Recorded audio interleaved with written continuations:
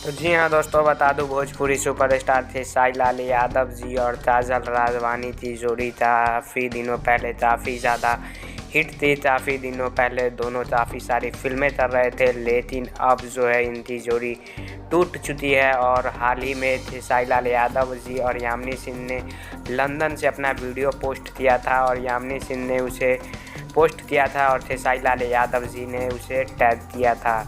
तो उसी पोस्ट के नीचे काजल राघवानी ने कमेंट कर दिया है। जी हाँ दोस्तों, आप सब जानते हैं थे खेसारी लाल यादव जी के खिलाफ में काजल राघवानी ने कितने सारे इंटरव्यू दिए थे और अब फिर से यामिनी सिंह और खेसारी लाल यादव जी उस वीडियो में हैं और खेसारी लाल यादव जी ने भी उस वीडियो को टैग किया है।